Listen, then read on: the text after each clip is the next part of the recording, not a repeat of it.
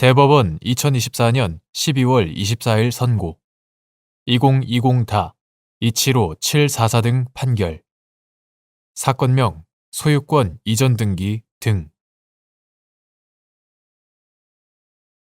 1. 민법 제203조에서 정한 필요비나 유익비 상환 청구권의 이행기가 도래하는 시점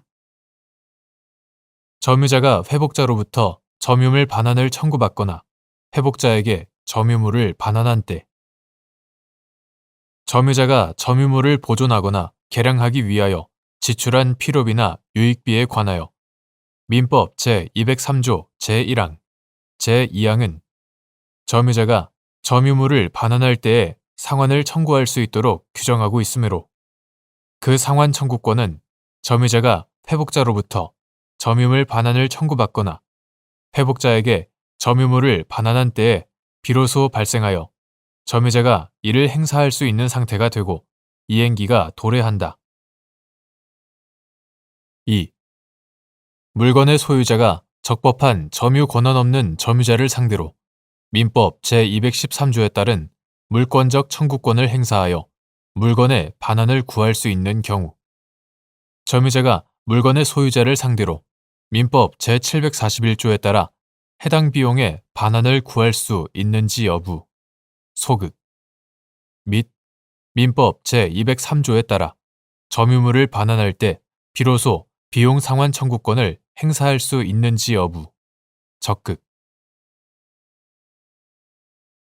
민법 제203조는 정당한 법률 관계가 없는 물건 점유자와 회복자 사이에서 점유물을 반환하는 경우 점유자가 지출한 필요비 또는 유익비의 상환 청구 범위와 상환 시기에 관하여 규정한 특별 규정이므로 물건의 소유자가 적법한 점유 권한 없는 점유자를 상대로 민법 제213조에 따른 물권적 청구권을 행사하여 물건의 반환을 구할 수 있는 경우 점유자는 물건의 소유자를 상대로 민법 제741조에 따라 해당 비용의 반환을 구할 수는 없고 민법 제203조에 따라 점유물을 반환할 때 비로소 비용 상환 청구권을 행사할 수 있을 뿐이다.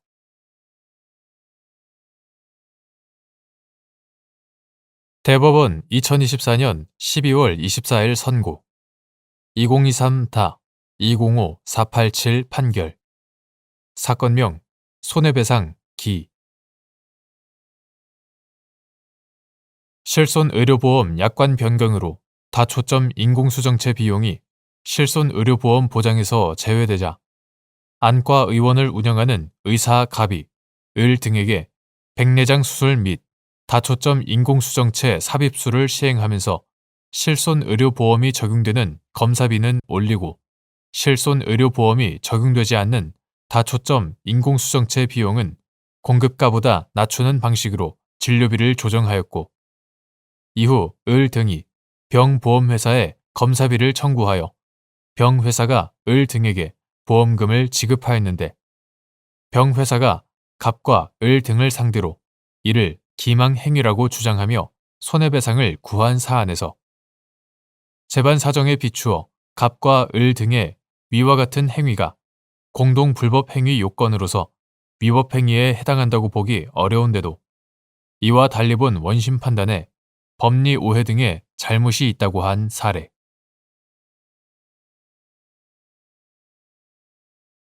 대법원 2024년 12월 24일 선고 2024다 274-398 판결 사건명 회장 지위 부존재 확인 등 1. 종중의 대표자를 선임하는 방법 종중의 대표자는 종중의 규약이나 관례가 있으면 그에 따라 선임하고 그것이 없다면 종장 또는 문장이 그 종원 중 성년 이상의 사람을 소집하여 선출하며 평소에 종중에 종장이나 문장이 선임되어 있지 아니하고 선임에 관한 규약이나 관례가 없으면 현존하는 연구항존자가 종장이나 문장이 되어 국내에 거주하고 소재가 분명한 종원에게 통지하여 종중총회를 소집하고 그 회의에서 종중 대표자를 선임하는 것이 일반 관습이다. 2. 종중의 법적 성격 및 종중규약의 내용이 선량한 풍속, 기타 사회 질서에 반하거나 종중의 본질이나 설립 목적에 크게 위배되는 경우 그 종중규약의 효력, 무효. 종중은 공동선조의 분묘 수호와 제사 및 종원 상호 간의 친목 등을 목적으로 하여 구성되는 자연 발생적인 종족 집단으로 그 공동선조와 성과 본을 같이 하는 후손은 그 의사와 관계없이 성년이 되면 당연히 그 구성원이 된다. 이와 같은 종중의 성격과 법적 성질에 비추어 종중규약의 내용이 선량한 풍속, 기타 사회 질서에 반하는 경우 또는 종원이 가지는 고유하고 기본적인 권리의 본질적인 내용을 침해하는 등 종중의 본질이나 설립 목적에 크게 위배되는 경우 그 종중규약은 무효로 보아야 한다. 3.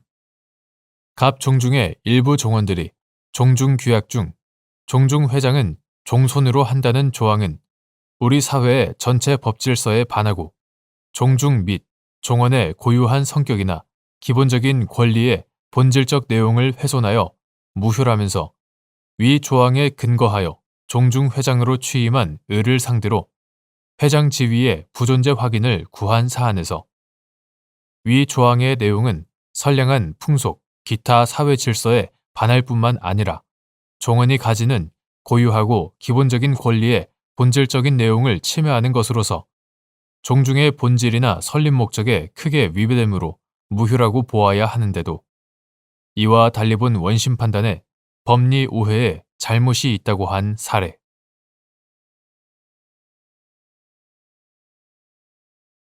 대법원 2024년 12월 24일자 2024 6760 결정. 사건명 출입 방해금지 가처분. 1. 노동조합의 조합활동이 정당하기 위한 요건. 수급인 소속 근로자가 도급인의 사업장에서 한 조합활동이 도급인의 노무지휘권, 시설관리권 등과 충돌할 경우 사용자인 수급인에 대한 관계에서 조합활동의 정당성을 갖추었다는 사정만으로 사용자가 아닌 도급인에 대한 관계에서까지 정당성을 가진다고 볼 수 있는지 여부. 원칙적 소급. 위 조합활동이 도급인에 대해서도 정당하다고 볼 수 있는 경우 및 이러한 경우에 해당하는지 판단하는 기준. 노동조합의 조합활동은 근로자가 가지는 결사의 자유 또는 노동 3권의 바탕을 둔 것으로서 노동조합 및 노동관계 조정법 이하 노동조합법이라고 한다. 노동조합법 제1조의 목적을 달성하기 위하여 한 정당한 행위에 대하여는 민형사상 면책이 된다. 노동조합법 제3조, 제4조. 노동조합의 활동이 정당하다고 하려면 첫째, 주체의 측면에서 행위의 성질상 노동조합의 활동으로 볼 수 있거나 노동조합의 묵시적인 수권 혹은 승인을 받았다고 볼 수 있는 것이어야 하고 둘째, 목적의 측면에서 근로조건의 유지, 개선과 근로자의 경제적 지위의 향상을 도모하기 위하여 필요하고 근로자들의 단결 강화에 도움이 되는 행위여야 하며 셋째, 시기의 측면에서 취업 규칙이나 단체 협약에 별도의 허용 규정이 있거나 관행이나 사용자의 승낙이 있는 경우 외에는 원칙적으로 근무 시간 외에 행하여져야 하고 넷째, 수단, 방법의 측면에서 사업장 내 조합 활동에서는 사용자의 시설 관리권에 바탕을 둔 합리적인 규율이나 제약에 따라야 하며 폭력과 파괴 행위 등의 방법에 의하지 않는 것이어야 한다. 한편 도급인은 원칙적으로 수급인 소속 근로자의 사용자가 아니므로 수급인 소속 근로자가 도급인의 사업장에서 한 조합 활동이 도급인의 노무 지휘권, 시설 관리권 등과 충돌할 경우에는 사용자인 수급인에 대한 관계에서 조합 활동의 정당성을 갖추었다는 사정만으로 사용자가 아닌 도급인에 대한 관계에서까지 정당성을 가진다고 볼 수는 없다. 그러나 도급인이 자신의 사업장을 수급인 소속 근로자들에게 근로의 장소로 제공하여 그곳에서 수급인 소속 근로자들이 작업을 하는 경우, 도급인의 사업장은 수급인 소속 근로자들에게 근로 제공의 현장이자 삶의 터전이 되는 곳으로서 조합 활동의 기본적인 공간이 될 수밖에 없다. 또한 도급인은 비록 수급인 소속 근로자와 직접적인 근로계약 관계를 맺고 있지는 않지만 수급인 소속 근로자가 제공하는 근로에 의하여 일정한 이익을 누리고 그러한 이익을 향수하기 위하여 수급인 소속 근로자에게 사업장을 근로의 장소로 제공하였으므로 그 사업장에서 발생하는 수급인 소속 근로자의 조합 활동으로 인하여 일정 부분 법익이 침해되더라도 사회 통념상 이를 용인하여야 하는 경우가 있을 수 있고 그러한 범위 내에서는 조합 활동이 도급인에 대해서도 정당하다고 보아야 한다. 이러한 경우에 해당하는지 여부는 헌법이 보장하는 기본권인 노동 3권의 구체적 실현이라는 측면에서 해당 조합 활동이 가지는 의미와 필요성, 조합 활동의 경위와 구체적 태양, 해당 사업장에서 수행되는 업무의 성격과 사업장의 규모, 조합 활동에 참여하는 근로자의 수와 이들이 조합 활동을 위해 사용한 장소 또는 시설의 범위, 특성과 종래 이용 관계, 조합 활동으로 인해 도급인의 시설 관리나 업무 수행이 제한되는 정도, 도급인 사업장 내에서 이루어져 온 노동조합 활동 관행 등 여러 사정을 종합하고 충돌되는 가치를 객관적으로 비교, 형량하여 실질적인 관점에서 판단하여야 한다. 2. 갑 유한회사가 을 주식회사 등의 갑회사 화물의 배송 업무를 위탁하였고 을 회사 등의 소속 택배기사, 병 등이 갑회사가 제공한 배송센터에서 배송 업무를 수행하면서 노동조합을 조직하여 조합원을 모집하는 홍보 활동을 하자 갑회사가 병 등을 상대로 배송센터 출입 금지 및 업무용 애플리케이션 사용 금지 조치를 하였는데 병 등이 갑회사를 상대로 이러한 조치가 노동조합 활동에 대한 침해라는 이유로 출입 방해 금지 가처분 신청을 한 사안에서 병 등은 적어도 갑회사의 배송센터 내에서 갑회사의 시설 관리권 등과 조화를 이루는 범위에서 노동조합 홍보 활동을 할 권리가 있다고 볼 여지가 크고 원래 병 등에게 허용되었던 배송센터의 출입과 업무용 애플리케이션의 사용에 관해서는 보전의 필요성을 인정할 여지가 큰데도 이와 달리 본 원심 판단에 법리 오해 등의 잘못이 있다고 한 사례.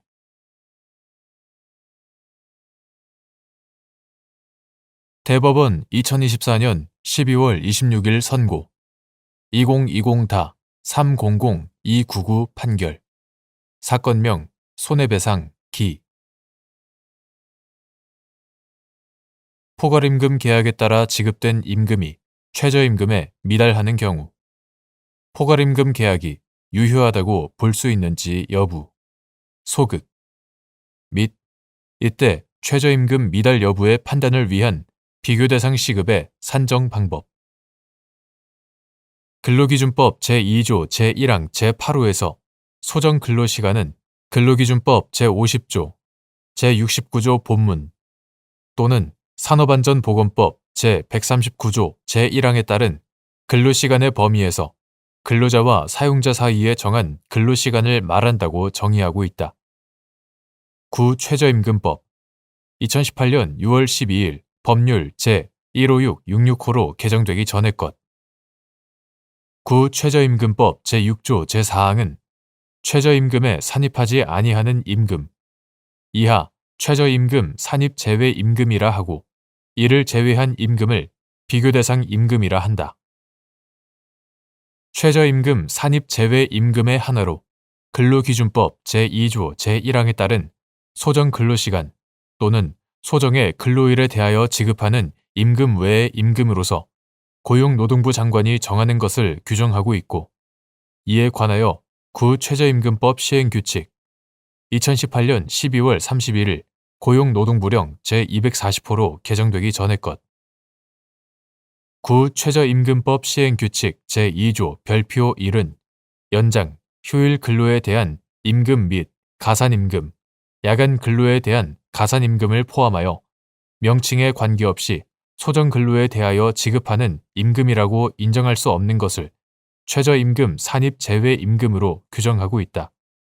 그리고 구 최저임금법 시행령 2018년 12월 31일 대통령령 제29469호로 개정되기 전의 것 이하 같다. 구 최저임금법 시행령 제5조 제1항 제3호는 월 단위로 정해진 비교 대상 임금은 이를 1개월의 소정 근로시간 수, 월에 따라 소정 근로시간 수가 다른 경우에는 1년간의 1개월 평균 소정 근로시간 수를 말한다. 이하 같다. 1개월의 소정 근로시간 수로 나누어 시간에 대한 임금으로 환산한다고 정하고 있다.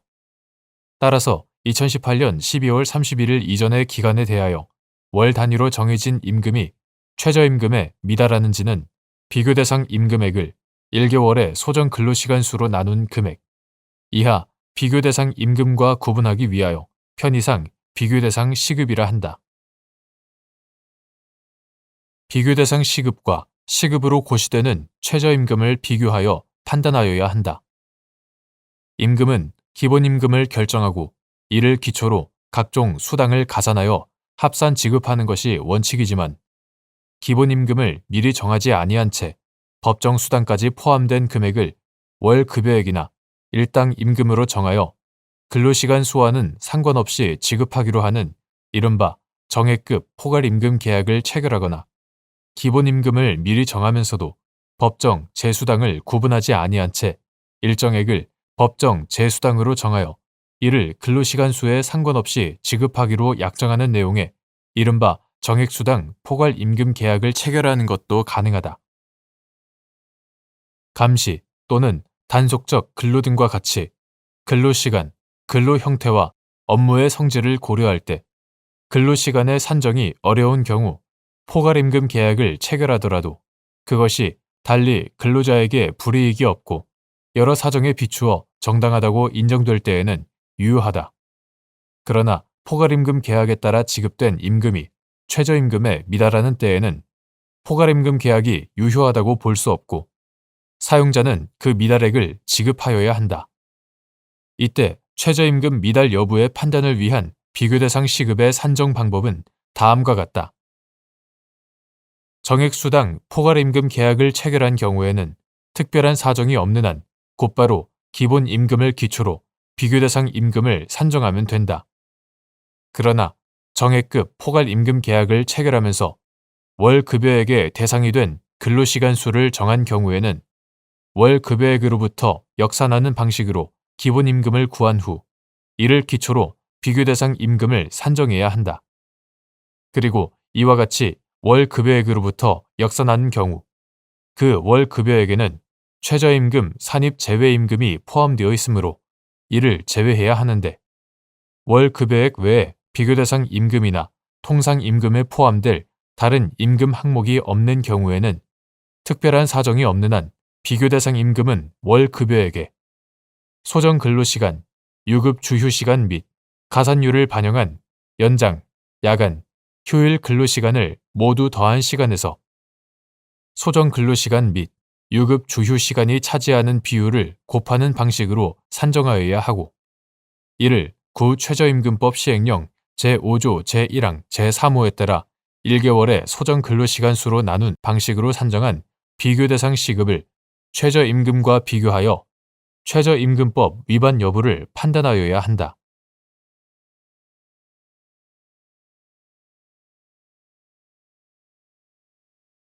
대법원 2024년 12월 26일 선고 2023-200314 판결 사건명 임금 1. 정액산업금제 하에서 이루어진 소정 근로시간 단축 합의가 탈법 행위로서 무효인지 판단하는 기준 정액산업금제 하에서 이루어진 소정 근로시간 단축 합의가 탈법 행위로서 무효인지는 합의를 체결한 근로관계 당사자들의 주된 목적이 최저임금법의 적용을 회피하려는 것이었는지와 아울러 단축된 소정근로시간과 택시운전 근로자의 실제 근로시간을 비교하여 양자 사이에 상당한 불일치가 있는지를 중심으로 규범적인 관점에서 판단하여야 한다. 소정근로시간 단축의 주된 목적이 최저임금법의 적용을 회피하려는 것이었는지는 소정근로시간 단축 합의의 구체적인 경위와 시기, 단축 전후에 소정근로시간을 적용할 경우 산정되는 시간급 비교대상 임금과 법정 최저임금의 객관적 차이 및 변동 추이 등을 고려하여 판단하여야 한다. 택시운전 근로자의 실제 근로시간은 택시에 승객을 태우고 이동하는 영업시간, 실차시간, 영업시간뿐만 아니라 택시의 입출고 및 정리 등에 소요되는 준비시간, 승객을 찾거나 기다리는 데 소요되는 대기시간, 공차시간, 다만 식사, 휴게시간은 제외. 대기시간과 같이 택시운전 근로자가 실제로 근로를 제공하는 시간을 포괄하는 개념으로 택시운전 근로자의 실제 근무 환경과 근무 형태를 고려하여 추산하여야 한다. 그리고 이러한 택시운전 근로자의 실제 근로시간이 일부 감소하였다고 볼 수 있는 경우 그와 같이 감소된 실제 근로시간과 단축된 소정 근로시간 사이에 상당한 불일치가 있는지를 판단할 때는 소정 근로시간 단축의 비율, 빈도, 급격성 등을 고려하여야 한다. 2.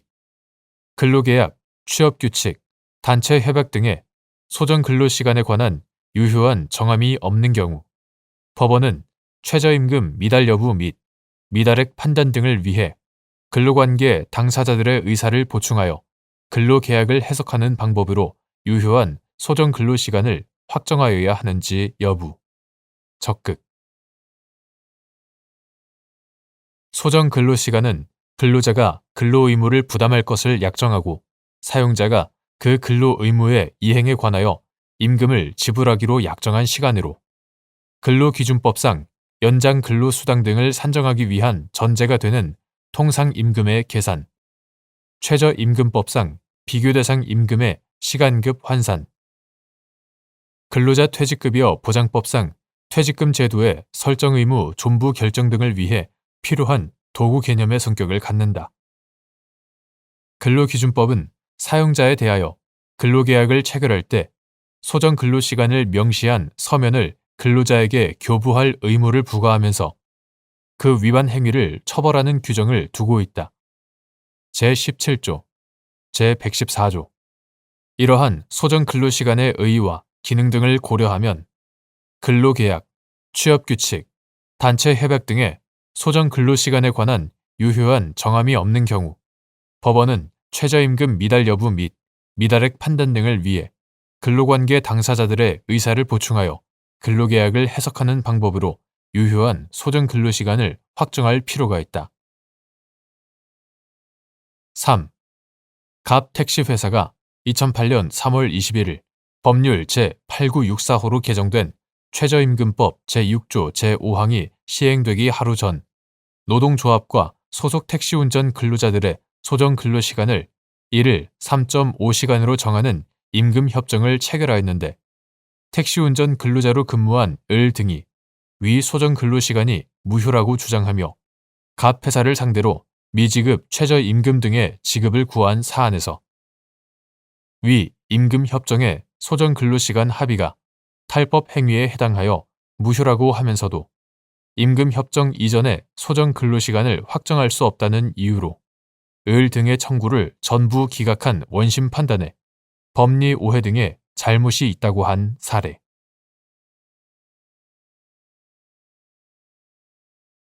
대법원 2024년 12월 26일 선고 2024다 250-286 판결 사건명 구상금 1.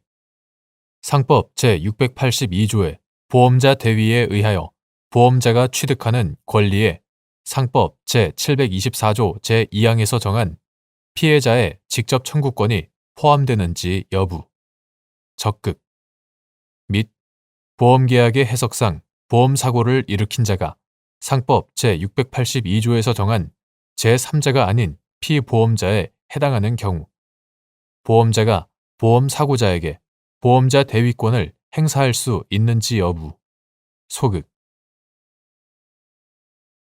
상법 제682조의 보험자 대위는 보험사고로 인한 손해가 제3자의 행위로 인하여 생긴 경우에 보험 금액을 지급한 보험자가 보험계약자 또는 피보험자의 그 제3자에 대한 권리를 취득하는 제도로서 보험자가 취득하는 권리에는 상법 제724조 제2항에 따라 피해자에게 인정되는 직접 청구권도 당연히 포함된다.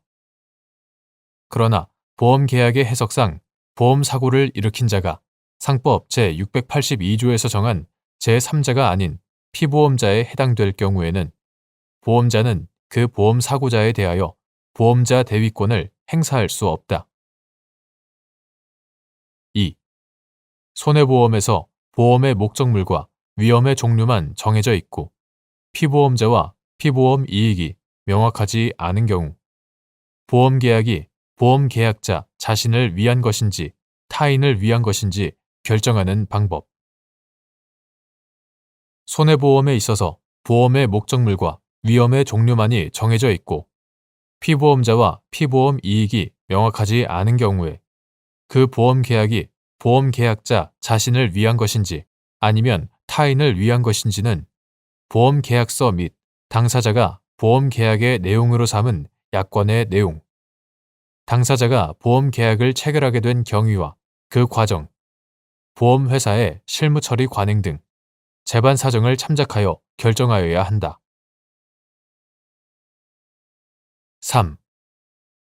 갑 아파트의 입주자 대표회의가 을 보험회사와 아파트 동건물 및 부속 건물, 부대 설비, 아파트 세대 내 가재도구 등에 관하여 아파트 종합보험계약을 체결하고 병보험회사와 아파트 동건물 및 부속 건물에 대하여 재난배상 책임보험 계약을 체결하였는데 갑 아파트에서 화재가 발생하여 발화 세대의 건물 내부와 가재 도구뿐 아니라 공용 부분, 인근 세대의 건물 내부와 가재 도구가 손상되자 을 회사가 공용 부분과 피해 세대에 대한 보험금을 지급한 다음 병 회사를 상대로 보험자 대위권을 행사한 사안에서 을 회사 보험 계약에서 발화 세대 입주자는 피해 세대의 전유 부분과 공용 부분, 가재도구 등에 대해서는 아무런 피보험 이익을 가지지 않아 피보험자에 해당한다고 볼 수 없으므로 피해 세대 입주자들과의 관계에서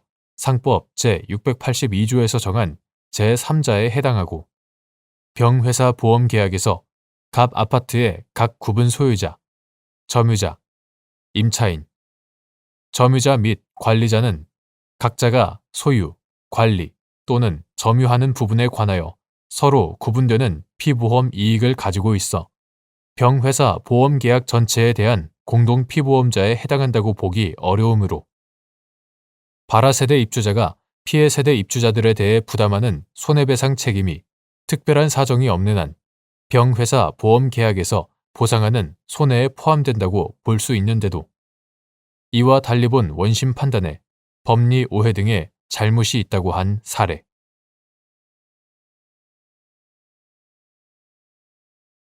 대법원 2024년 12월 26일자 2024 6789 결정 사건명 면책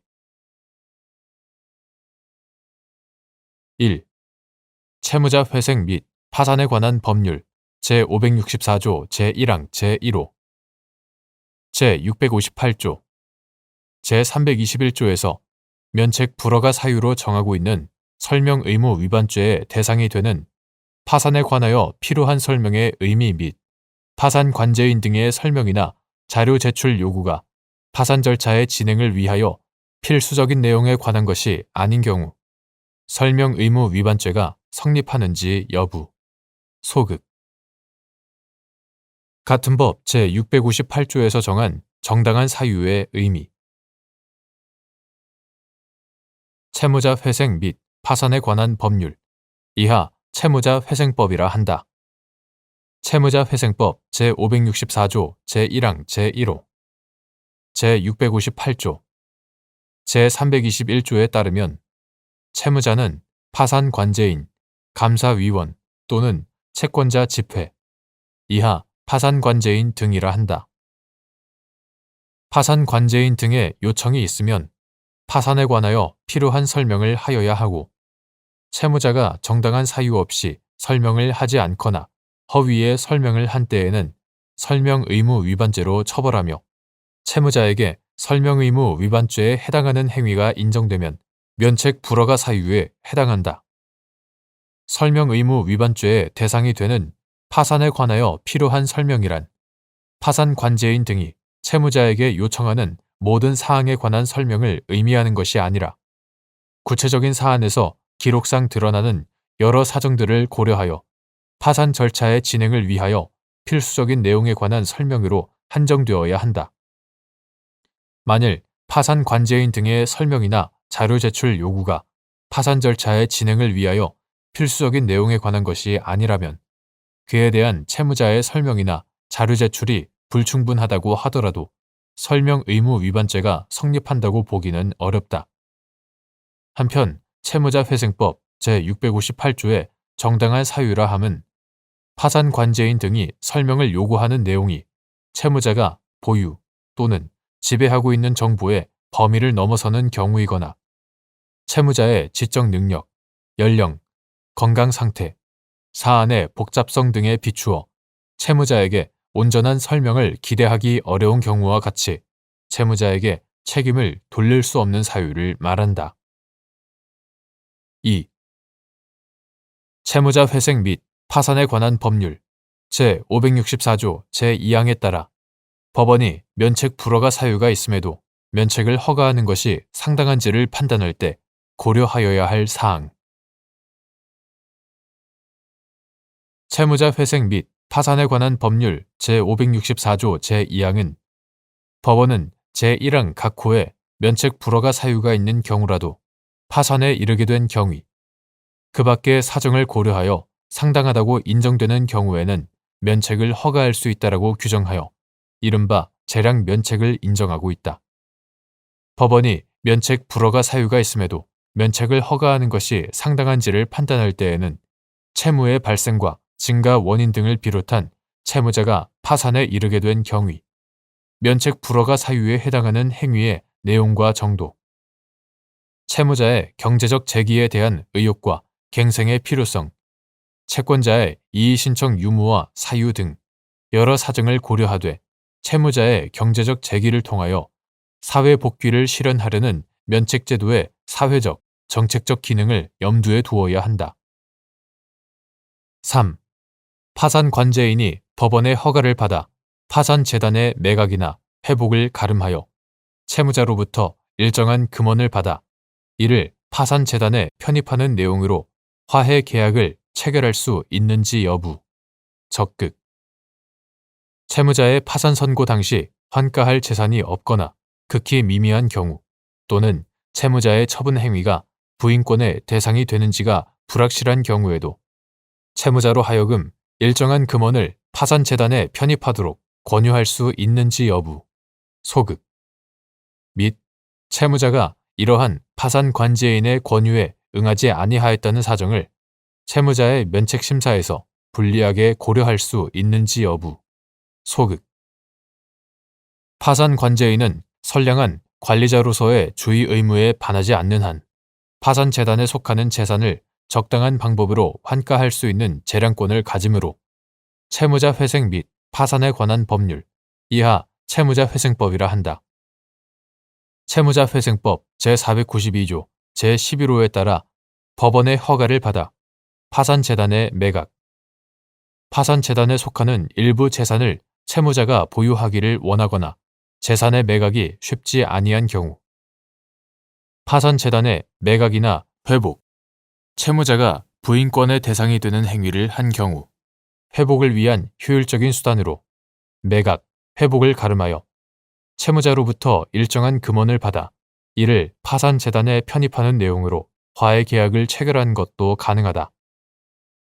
그러나 이러한 화해 계약 방식의 환가 방법은 환가의 대상이 되는 채무자의 파산재단이 존재하거나 향후 파산재단으로 회복될 가능성이 있음을 전제로 하는 것이므로 첫째, 채무자의 파산 선고 당시 재산이 압류금지 재산, 채무자회생법 제383조 제1항, 압류금지 재산 또는 면제재산, 같은 조 제2항,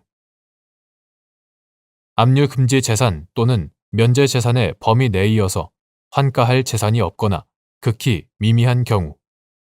둘째, 채무자의 처분 행위가 부인권의 대상이 되는지가 불확실한 경우 등에는 채무자로 하여금 일정한 금원을 파산재단에 편입하도록 권유하여서는 아니 되고 채무자가 이러한 파산관제인의 권유에 응하지 아니하였다는 사정을 채무자의 면책심사에서 불리하게 고려하여서는 아니 된다. 4. 갑의 면책신청에 대하여 원심이 파산관제인이 갑의 명의로 운영된 업체의 사업소득 처분 내역과 폐업자산 내역 등에 관한 소명 및 자료 제출을 요구하였음에도 갑이 정당한 사유 없이 이에 응하지 아니한 것은 채무자 회생 및 파산에 관한 법률 제564조 제1항 제1호, 제658조에서 정한 면책 불허가 사유에 해당하고 재량에 의한 면책을 허가할 사정도 없다고 한 사안에서 위 사업소득 처분 내역과 폐업자산 내역이 갑의 파산 절차 진행을 위하여 필수적인 내용이라고 보기 어려운 점 등에 비추어 갑의 행위가 위 규정에서 정한 면책 불허가 사유에 해당한다고 단정할 수 없고 갑이 채무를 부담하게 된 경위 등을 고려하면 재량 면책을 허용할 상당한 이유가 있어 보이는데도 이와 달리 본 원심 결정에 법리 우회에 잘못이 있다고 한 사례.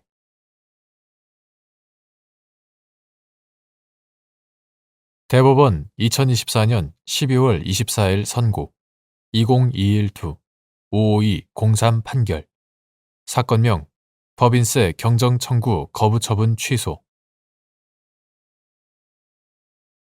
1. 구 조세특례제한법 제9조 제5항에서 정한 연구개발 및 과학적 또는 기술적 진전을 이루기 위한 활동의 의미 9. 조세특례제한법 제9조 제5항 및 9. 기초연구진흥 및 기술개발 지원에 관한 법률 시행령 제2조 제5호에서 정한 과학기술의 의미 9. 조세특례제한법에서 연구개발비 세액공제 제도를 둔 취지 및 과학기술 활동에 해당하기 위한 요건 9. 조세특례제한법 2014년 12월 23일 법률 제12853호로 개정되기 전의 것 이하 구조특법이라 한다. 구조특법 제10조 제1항 제3호 가목에 따른 연구개발비 세액공제 이하 연구개발비 세액공제라 한다. 연구개발비 세액공제 관련 규정인 구조특법 제9조 제2항 제1호, 제5항, 구조세특례제한법 시행령 2016년 2월 5일 대통령령 제26959호로 개정되기 전의 것 구조세특례제한법 시행령 제8조 제1항 별표 6 제1호 구조세특례제한법 시행규칙 2015년 3월 13일 기획재정부령 제478호로 개정되기 전의 것 구조세특례제한법 시행규칙 제7조 제1항 제1호 기초연구진흥 및 기술개발 지원에 관한 법률 시행령 2016년 9월 22일 대통령령 제27506호로 개정되기 전의 것 이하 구기초연구법 시행령이라 한다. 구기초연구법 시행령 제2조 제5호, 제6호, 제16조 제1항, 제2항, 제7항 구기초연구진흥 및 기술개발 지원에 관한 법률 시행규칙 2016년 9월 23일 미래창조과학부령 제81호로 개정되기 전의 것 구기초연구진흥 및 기술개발 지원에 관한 법률 시행규칙 제2조 제3항의 문헌과 체계 즉, 구조특법은 위탁연구개발의 경우 과학기술 분야의 연구개발 용역 등을 전담 부서 등 위탁 적격 기관에 위탁한 때에 한하여 그 연구개발에 따른 비용을 연구개발비 세액공제의 적용 대상인 적격 연구개발비로 인정하는데, 연구개발을 위한 전담 부서 등의 인정 기준은 구기초연구법 시행령에서 규정하고 있는 점 등에 비추어 보면 구조특법 제9조 제5항에서 정한 연구개발의 의미는 구기초연구법 시행령 제2조 제5호에서 정한 연구개발 활동의 의미와 연계하여 이해할 필요가 있다. 종래 조세특례제한법은 연구개발비 세액공제에 관하여 규정하면서도 연구개발의 의미에 관하여 별도의 정의 규정을 두지 않다가 2008년 12월 26일 법률 제9272호로 개정되면서 연구개발에 관한 정의 규정인 제9조 제5항을 신설하였는데, 당시 개정 이유는 연구개발의 정의 및 연구개발비 세액공제의 적용 대상 비용의 범위를 국제적인 기준, 즉 OECD의 연구개발 조사를 위한 표준 지침인 프라스카티 매뉴얼의 연구개발 개념에 맞게 정비하기 위한 것이었고, 프라스카티 매뉴얼에서 정한 연구개발의 정의가 구기초연구법 시행령 제2조 제5호의 내용과 매우 유사한 점도 이를 뒷받침한다. 따라서 구조특법 제9조 제5항에서 정한 과학적 또는 기술적 진전을 이루기 위한 활동이란 과학기술 분야의 지식을 축적하거나 새로운 응용 방법을 찾아내기 위하여 축적된 창의적 지식을 활용하는 체계적이고 창조적인 활동으로서 새로운 제품 및 공정을 개발하기 위한 시제품의 설계, 제작 및 시험 등 사업화 전까지의 모든 과정을 의미한다고 보아야 한다. 구조특법이나 구기초연구법 시행령은 과학기술에 관하여 별도의 정의 규정을 두고 있지 않으므로 원칙적으로 사전적인 정의 등 일반적으로 받아들여지는 의미를 존중하여야 한다. 과학 및 기술의 사전적 의미와 앞서 본 관련 규정의 내용 등을 종합하여 보면 구조특법 제9조 제5항 및 구기초연구법 시행령 제2조 제5호에서 정한 과학기술이란 자연과학 및 이를 실제로 적용하여 사물을 인간 생활에 유용하도록 가공하는 수단을 의미한다고 보아야 한다.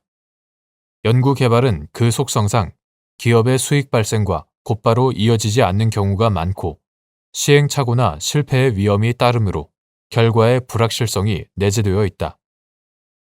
기업의 연구개발에 소요된 비용을 손금에 산입하는 것에서 더 나아가 구조특법에서 연구개발비 세액공제 제도를 둔 것은 연구개발의 불확실성에 따른 시행착오나 실패로 인하여 기업이 부담하게 되는 손실에 대하여 세제 지원이라는 안전장치 또는 보상책을 마련함으로써 연구개발에 대한 기업의 투자를 독려하고 국민 경제의 건전한 발전에 이바지함을 목적으로 한다. 따라서 연구개발, 그중 과학기술 활동에 해당하기 위해서는 과학적 또는 기술적 불확실성을 체계적으로 해소하기 위한 활동이어야 한다. 결과의 불확실성은 연구개발 활동 자체에 내재된 속성이므로 위탁연구개발의 경우 위탁자뿐만 아니라 연구개발 활동을 실제로 수행하는 수탁자의 입장에서도 결과에 불확실성이 있어야 연구개발로 인정될 수 있다. 2. 금융지주 회사인 갑 주식회사가 금융보험업을 영위하는 을 주식회사 등을 연결자법인으로 하는 연결납세 방식을 적용하여 법인세를 신고하여 왔는데, 관할 세무서장에게 을 회사가 차세대 전산 시스템의 개발을 수탁업체에 위탁하고 지급한 개발 비용 중 운영 소프트웨어 개발비 및 인건비가 구조세특례제한법 제10조 제1항 제3호 가목에 따른 연구, 인력개발비 세액공제의 적용 대상에 해당한다고 주장하며 법인세의 일부 환급을 구하는 경정 청구를 하였으나 관할 세무서장이 이를 거부한 사안에서 위 전산 시스템의 위탁 개발이 구조세특례제한법 제9조 제5항에서 정한 과학기술 활동에 해당하는 경우에 한하여 연구개발비 세액공제를 적용받을 수 있으나 이에 해당하지 않는다고 한 사례.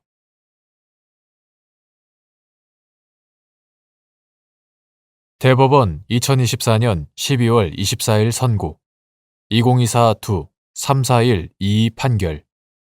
사건명 근로소득세 경정 거부 처분 취소. 1. 구소득세법 제20조 제1항에서 정한 근로소득의 범위. 구소득세법 2016년 12월 20일 법률 제14389호로 개정되기 전의 것. 구소득세법 제20조 제1항의 근로소득은 지급 형태나 명칭을 불문하고 성질상 근로의 제공과 대가 관계에 있는 일체의 경제적 이익을 포함할 뿐만 아니라 직접적인 근로의 대가 외에도 근로를 전제로 그와 밀접히 관련되어 근로 조건의 내용을 이루고 있는 급여도 포함한다. 2. 갑 주식회사 소속 임직원들이 선택적 복지 제도의 시행으로 배정받아 사용한 복지 포인트가 구소득세법 제20조 제1항의 근로소득에 해당하는지 문제된 사안에서 위 복지 포인트는 구소득세법 제20조 제1항의 근로소득에 해당한다고 한 사례.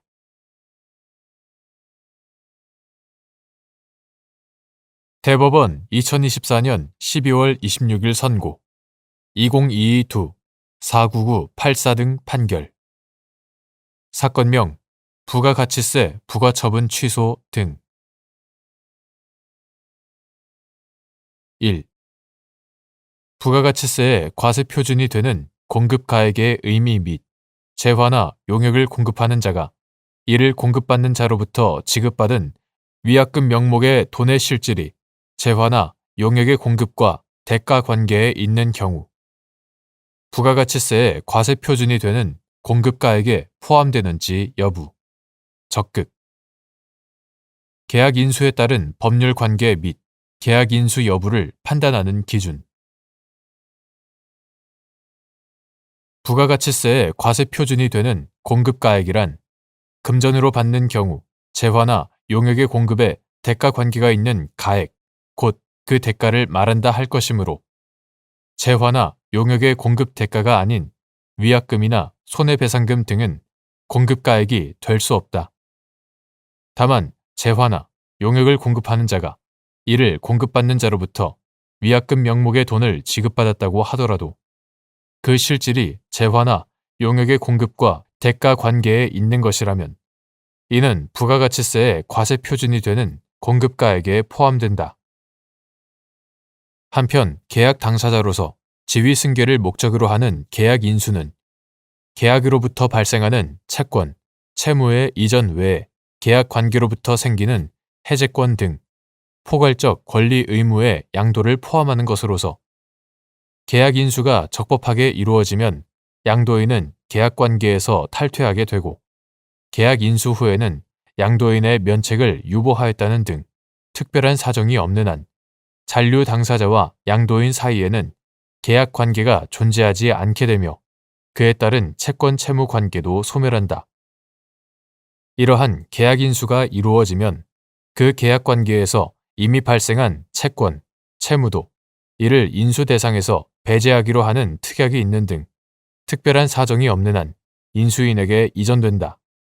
계약 인수 여부가 다투어지는 경우에는 그것이 계약 주체의 변동을 초래하는 등 당사자 사이의 법률상 지위에 중대한 영향을 미치는 법률 행위인 점을 고려하여 계약의 성질, 당사자의 거래 동기와 경위, 거래 형식 및 내용, 당사자가 그 거래 행위에 의하여 달성하려는 목적, 거래 관행 등에 비추어 신중하게 판단하여야 한다.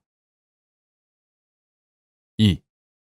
정보통신사업 등을 영위하는 법인인 갑 주식회사와 위탁 대리점 계약을 체결한 대리점 사업자가 이동통신 서비스 이용자에게 갑 회사로부터 매입한 단말기와 갑 회사를 거치지 않고 단말기 제조사로부터 직접 매입한 제조사 유통 단말기를 판매하고 갑 회사는 의무 사용 약정을 체결한 이용자에게 단말기 구입 보조금을 지원하며 약정 중도 해지 시 위약금을 갑회사가 직접 받기로 하였는데 갑회사가 부가가치세를 신고하며 수령한 약정 중도 해지에 따른 위약금을 과세표준에 포함하지 않았으나 관할 세무서장이 위 위약금 등은 부가가치세 과세표준에 포함되어야 한다는 이유로 부가가치세를 증액경정 고지한 사안에서 제조사 유통 단말기 관련 위약금이 갑회사의 단말기 공급에 대한 대가로서 부가가치세 과세표준이 되는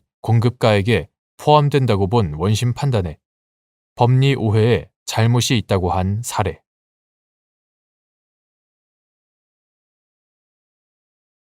대법원 2024년 12월 26일 선고 2024 후 108-25 판결 사건명 거절 결정 특 1. 특허를 받을 수 있는 권리의 공유자가 특허 거절 결정 등에 대한 불복 심판에서 기각 심결을 받은 경우 공유자 중 1인이 단독으로 심결의 취소를 구할 수 있는지 여부 적극 2명 이상이 공동으로 발명한 경우에는 특허를 받을 수 있는 권리를 공유한다. 특허법 제33조 제2항 특허를 받을 수 있는 권리의 공유에는 특허법의 다른 규정이나 그 본질에 반하지 아니하는 범위 내에서 민법상 공유의 규정이 적용된다. 특허법은 특허를 받을 수 있는 권리가 공유인 경우에는 합일적으로 확정되어야 할 필요성에서 특허 출원 및 특허청 심사관의 특허 거절 결정 등에 대한 심판 청구를 공유자 모두가 공동으로 하도록 규정하고 있으나 특허법 제44조, 제139조 제3항 특허 거절 결정 등에 따른 심결 취소의 소를 공유자 모두가 공동으로 제기하여야 하는지에 관하여는 아무런 규정을 두고 있지 않다. 특허를 받을 수 있는 권리의 공유자 중 1인이 단독으로 특허 거절 결정 등에 대한 심결의 취소를 구하는 소를 제기하더라도 그 소송에서 심결을 취소하는 판결이 확정되면 취소의 효력이 다른 공유자에게도 미쳐 특허심판원에서 공유자 모두와의 관계에서 심판 절차가 재개되고 행정소송법 제29조 제1항 심결 취소 청구를 기각한 판결이 확정되어 심결이 유지된 경우에는 심결에 불복하지 않은 다른 공유자의 권리에 영향을 미치지 않는다. 그런데 특허를 받을 수 있는 권리의 공유자 모두가 공동으로 특허 거절 결정 등에 대한 심결의 취소를 구하는 소를 제기하여야 한다고 볼 경우 공유자 중 1인이라도 소의 제기에 협력할 수 없는 경우 나머지 공유자가 권리 행사에 장애를 받거나 그 권리가 소멸되어 버리는 부당한 결과에 이르게 된다.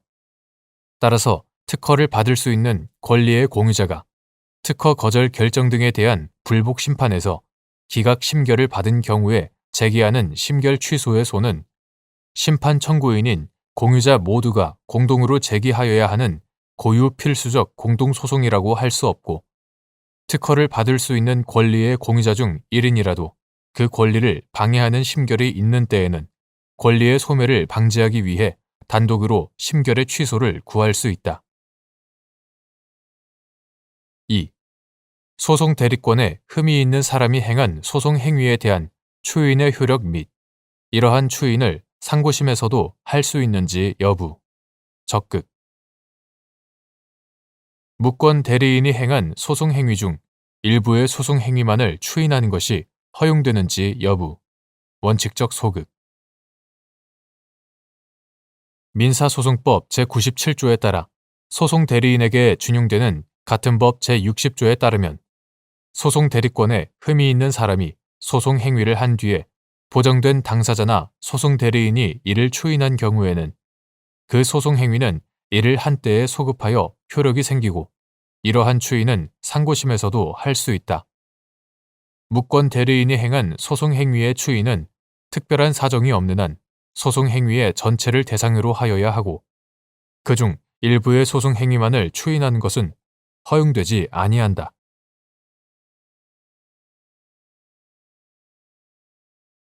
대법원 2024년 12월 24일 선고 2022도 2071 판결 사건명 업무방해 1. 수사기관의 압수, 수색 절차 과정에서 처분을 받는 자가 의사능력 있는 미성년자인 경우 반드시 미성년자에게 영장이 제시되어야 하는지 여부, 적극 및 친권자에 대한 영장 제시로 이를 가름할 수 있는지 여부, 소극 의사능력 있는 미성년자나 변호인 대신 친권자에게 압수, 수색영장 집행 절차에 참여할 기회를 보장하였다는 이유만으로 압수, 수색이 적법하게 되는지 여부, 소극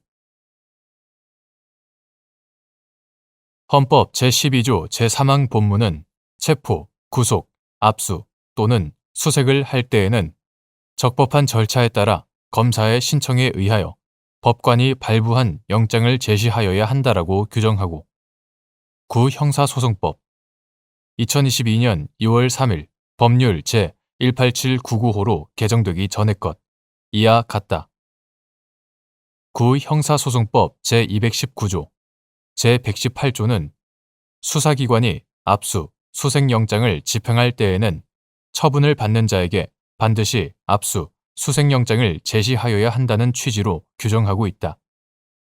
이와 같이 압수, 수색영장은 현장에서 처분을 받는 자가 여러 명일 경우에는 그들 모두에게 개별적으로 영장을 제시해야 하는 것이 원칙이고 수사기관이 압수, 수색에 착수하면서 그 장소의 관리 책임자에게 영장을 제시했더라도 물건을 소지하고 있는 다른 사람으로부터 이를 압수하고자 하는 때에는 그 사람에게 따로 영장을 제시해야 한다.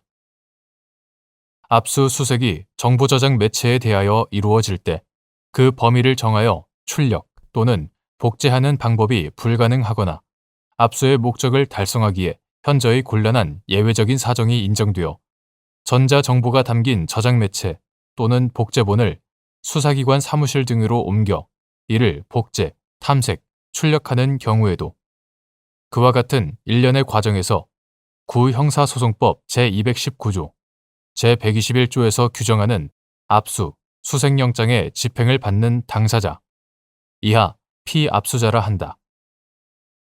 피압수자나 그 변호인에게 참여의 기회를 보장하고 혐의 사실과 무관한 전자정보의 임의적인 복제 등을 막기 위한 적절한 조치를 취하는 등 영장주의 원칙과 적법 절차를 준수하여야 한다. 만약 그러한 조치가 취해지지 않았다면 피압수자 측이 참여하지 아니한다는 의사를 명시적으로 표시하였거나 절차 위반 행위가 이루어진 과정의 성질과 내용 등에 비추어 피압수자 측의 절차 참여를 보장한 취지가 실질적으로 침해되었다고 볼 수 없을 정도에 해당한다는 등의 특별한 사정이 없는 이상 압수, 수색이 적법하다고 평가할 수 없다. 이와 같은 수사기관의 압수, 수색 절차 과정에서 처분을 받는 자가 미성년자인 경우 의사능력이 있는 한 미성년자에게 영장이 반드시 제시되어야 하고 그 친권자에 대한 영장 제시로 이를 가름할 수 없다. 또한 의사능력이 있는 미성년자나 그 변호인에게 압수, 수색영장 집행 절차에 참여할 기회가 보장되어야 하고 그 친권자에게 참여의 기회가 보장되었다는 이유만으로 압수, 수색이 적법하게 되는 것은 아니다. 2. 수사기관의 지시, 요청에 따라 사인이 자기 외에 제3자가 지배, 관리하는 물건을 취거하여 수사기관에 전달하는 등으로 압수, 수색에 해당하는 행위를 한 경우 형사소송법에서 규정하는 영장의 제시, 참여권의 보장 등 절차의 준수가 요구되는지 여부, 원칙적 적극 형사소송법이 헌법 제12조에서 선언한 적법 절차와 영장주의 원칙을 이어받아 압수, 수색 절차에서 실체적 진실 규명과 개인의 권리 보호 이념을 조화롭게 실현할 수 있도록 마련한 구체적 기준의 규범력은 확고히 유지되어야 한다. 수사기관의 지시, 요청에 따라 사인이 자기 외에 제3자가 지배, 관리하는 물건을 취거하여 수사기관에 전달하는 등으로 수사기관이 직접 하였다면 강제 처분인 압수수색에 해당하는 행위를 한 경우 이러한 사인의 행위가 오로지 자기의 이익이나 목적 추구를 위해 이루어진 것이라거나 수사기관이 해당 물건의 실제 점유자가 제3자임을 미처 인식, 예견하지 못하였다는 등의 특별한 사정이 없는 이상 수사기관이 사인을 이용하여 강제 처분을 하였다고 보아 형사소송법에서 규정하는 영장의 제시, 참여권의 보장 등 절차의 준수를 요구하는 것이 헌법과 형사소송법이 구현하고자 하는 적법 절차와 영장주의의 정신에 부합한다. 3. 수사기관이 적법한 절차에 따르지 아니하고 수집한 증거 및 이를 기초로 하여 획득한 2차적 증거를 법원이 유죄 인정의 증거로 사용할 수 있는 예외적인 경우 형사소송법 제308조의 2에 따라 적법한 절차에 따르지 아니하고 수집한 증거는 증거로 할 수 없다. 수사기관이 헌법과 형사소송법이 정한 절차에 따르지 아니하고 수집한 증거는 물론 이를 기초로 하여 획득한 2차적 증거 역시 유죄 인정의 증거로 삼을 수 없는 것이 원칙이다.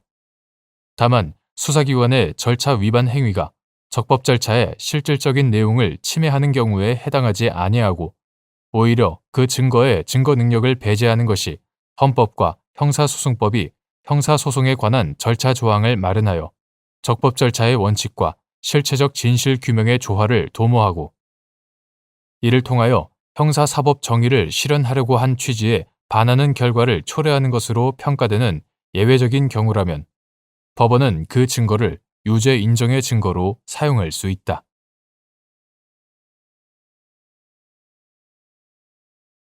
대법원 2024년 12월 24일 선고 2022도 7294 판결 사건명 게임산업진흥에 관한 법률 위반 게임산업진흥에 관한 법률 제32조 제1항 제1호에서 정한 보관하는 행위의 의미 및 자기가 지배하지 않는 서버 등에 저장된 게임물을 인터넷을 통해 접근하여 이용할 수 있는 상태에 두고 이러한 상태를 유지하는 것만으로 그 게임물을 보관하는 행위로 평가할 수 있는지 여부. 원칙적 소극. 형벌법규의 해석은 엄격하여야 하고 문헌의 의미를 피고인에게 불리한 방향으로 지나치게 확장 해석하는 것은 죄형 법정주의 원칙에 어긋난다. 게임산업진흥에 관한 법률에 따르면 게임물이란 컴퓨터 프로그램 등 정보 처리 기술이나 기계장치를 이용하여 오락을 할 수 있게 하거나 이에 부수하여 여가 선용, 학습 및 운동 효과 등을 높일 수 있도록 제작된 영상물 또는 그 영상물의 이용을 주된 목적으로 제작된 기기 및 장치를 말하고 제2조 제1호 본문 등급을 받지 아니한 게임물을 유통 또는 이용에 제공하거나 이를 위하여 진열, 보관하는 행위를 하여서는 아니되며 제32조 제1항 제1호 이러한 금지 의무를 위반하면 5년 이하의 징역 또는 5천만 원 이하의 벌금에 처해진다. 제44조 제1항 제2호 위 법조에서 보관하는 행위란 등급을 받지 아니한 게임물을 유통 또는 이용에 제공할 수 있도록 간직하고 관리하는 등으로 사실상 지배하는 행위를 말하므로 특별한 사정이 없는 이상 자기가 지배하지 않는 서버 등에 저장된 게임물을 인터넷을 통해 접근하여 이용할 수 있는 상태에 두고 이러한 상태를 유지하는 것만으로는 그 게임물을 보관하는 행위로 평가할 수 없다.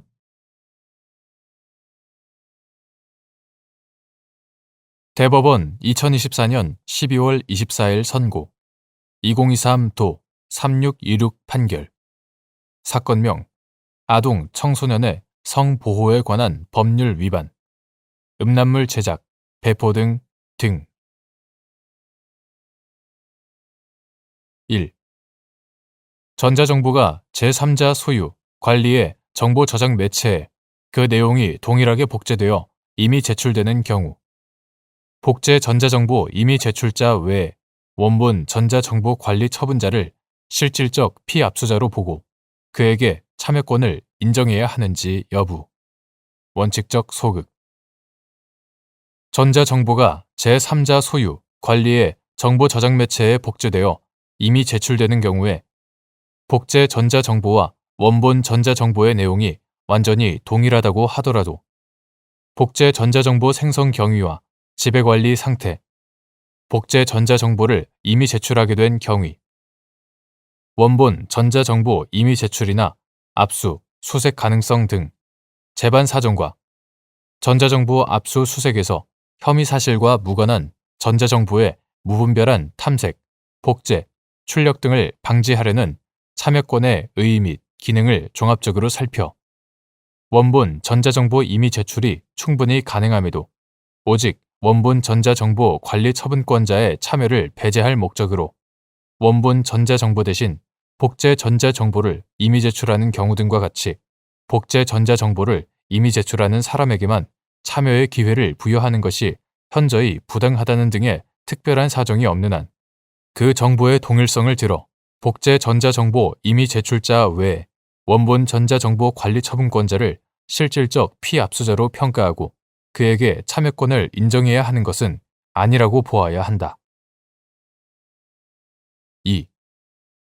아동, 청소년 이용 음란물 및 성적 욕망 또는 수치심을 유발할 수 있는 피해자들의 신체 부위를 피해자들의 동의 없이 촬영한 사진과 동영상을 소지하였다는 공소사실로 기소된 피고인 소유의 USB에 저장된 사진과 동영상 등 전자정보 중 일부를 피해자들이 임의로 선별, 복제한 다음 그 복제 전자정보를 피해자들이 소유 관리하는 USB들에 저장하여 경찰에 이미 제출한 사안에서 피해자들이 제출한 위 전자정보 등이 위법 수집 증거에 해당하고 이에 기초하여 획득한 증거도 2차적 증거로서 증거 능력이 없다고 보아 공소사실을 무죄로 본 원심 판단에 법리 오해에 잘못이 있다고 한 사례.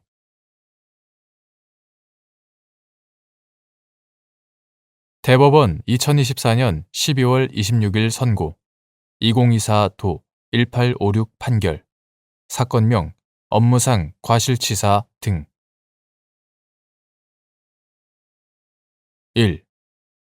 과실범의 경우에도 공동정범이 성립할 수 있는지 여부. 적극. 의사의 연락이나 주의 의무 위반에 대한 공동의 인식이 없더라도 과실범의 공동정범이 성립하는지 여부. 소극. 형법 제30조에서 정한 2인 이상이 공동하여 죄를 범한 때의 죄에는 고의범뿐만 아니라 과실범도 포함되는 것이므로 과실범의 경우에도 공동정범이 성립할 수 있으나 의사의 연락이나 주의 의무 위반에 대한 공동의 인식이 없었다면 공동하여 죄를 범하였다고 볼 수 없으므로 과실범의 공동정범이 성립한다고 볼 수 없다. 2. 피고인 갑 등은 CMIT, MIT를 주 원료로 하는 을, 병, 가습기 살균제의 제조, 판매에 피고인 정 등은 그중 병살균제의 제조, 판매에 관여하면서 주 원료에 관한 안전성 검사를 실시하지 아니하였고 한편 관련 사건 피고인들은 PHMG 등을 주 원료로 하는 무살균제 등의 제조, 판매에 관여하면서 주 원료에 관한 안전성 검사 등 미실시로 업무상 과실치사상죄 등의 유죄 판결이 확정되었는데 피고인 갑 등이 피고인 정 등과 상호 공모하거나 그에 더하여 관련 사건 피고인들과 공모하여 을 살균제만을 사용한 피해자들 및 을, 병 살균제와 무살균제 등을 함께 사용한 피해자들, 복합 사용 피해자들, 피해자들을 사망 또는 상해에 이르게 하고 피고인 정 등이 피고인 갑 등 및 관련 사건 피고인들과 공모하여 복합 사용 피해자들 중 병살균제를 사용한 피해자들을 사망 또는 상해에 이르게 하였다는 업무상 과실치사상의 공소사실로 기소되어 복합 사용 피해자들에 관한 공동정범 성립 여부가 문제된 사안에서 피고인들과 관련 사건 피고인들이 공동정범의 관계에 있다고 본 원심 판단에 과실범의 공동정범 성립에 관한 법리 오해 등의 잘못이 있다고 한 사례.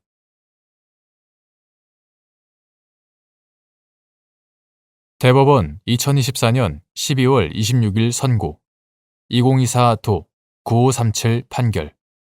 사건명 도로교통법 위반, 음주운전 등. 치료 감호 등에 관한 법률상 치료 감호 청구 요구 여부가 법관의 재량인지 여부, 적극 및 그 내재적 한계.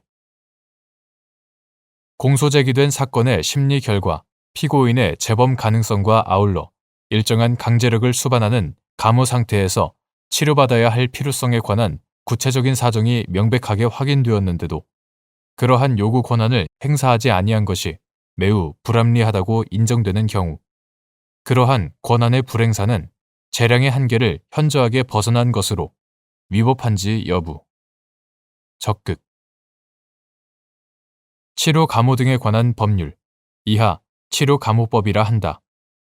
치료 감호법은 심신장애 상태, 마약류, 알코올이나 그 밖의 약물 중독 상태, 정신성적 장애가 있는 상태 등에서 범죄 행위를 한 자로서 재범의 위험성이 있고 특수한 교육, 개선 및 치료가 필요하다고 인정되는 자에 대하여 적절한 보호와 치료를 함으로써 재범을 방지하고 사회 복귀를 촉진하는 것을 목적으로 한다.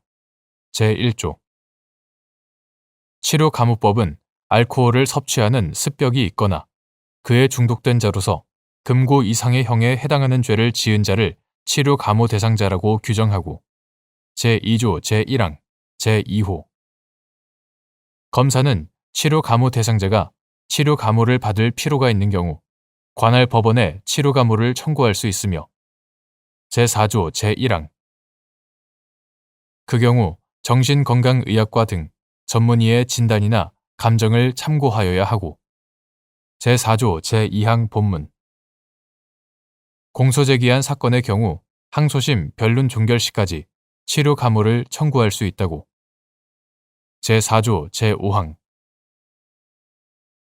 청구할 수 있다고 규정하면서 법원은 공소 제기된 사건의 심리 결과 치료 감호를 할 필요가 있다고 인정할 때에는 검사에게 치료 감호 청구를 요구할 수 있다고 규정한다. 제4조 제7항 이는 검사가 공소 제기 당시 피고인의 치료 감호 사유에 대한 의견을 달리하거나 그 판단에 필요한 고려 요소를 간과하고 치료 감호를 청구하지 않았으나 공소 제기 후 재판 과정에서 치료 감호의 필요성이 충분히 드러나게 된 경우 법원으로 하여금 검사에게 치료 감호 청구를 요구할 수 있도록 함으로써 검사가 치료 감호 청구 권한을 독점함에 따라 나타날 수 있는 폐해를 보완하고 치료 감호 대상자의 재범 방지를 위한 실질적인 조치가 가능할 수 있도록 직권주의적 요소를 가미한 것이다. 대법원은 치료감호법 제4조 제1항, 제7항의 규정 형식과 내용 등에 비추어 볼 때 치료감호법 제4조 제7항이 법원에 대하여 치료감호 청구 요구에 관한 의무를 부과하고 있는 것으로 볼 수 없다고 하면서도 법원으로서는 심신장애의 정도가 불분명한 피고인에 대하여 정신감정을 하여야 하고 그러한 피고인에 대하여 정신감정을 실시함에 있어 그 장애가 장차 사회적 행동에 있어서 미칠 영향 등에 관하여도 아울러 감정하게 하며 그 감정 의견을 참작하여 객관적으로 판단한 결과 정신질환이 계속되어 피고인을 치료 감호에 처함이 상당하다고 인정될 때에는 치료 후의 사회 복귀와 사회 안전을 도모하기 위하여 별도로 보호 처분이 실시될 수 있도록 검사에게 치료 감호 청구를 요구할 수 있다고 강조한 바 있다.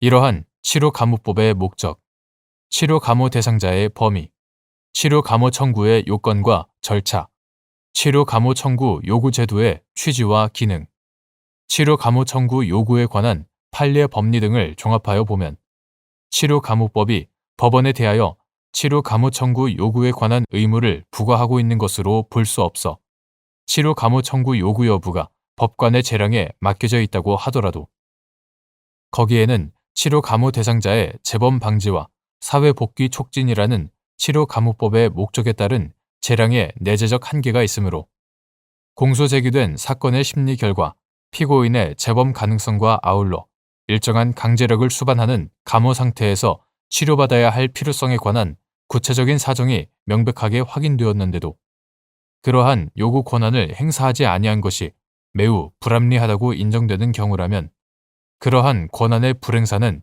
재량의 한계를 현저하게 벗어난 것으로 위법하다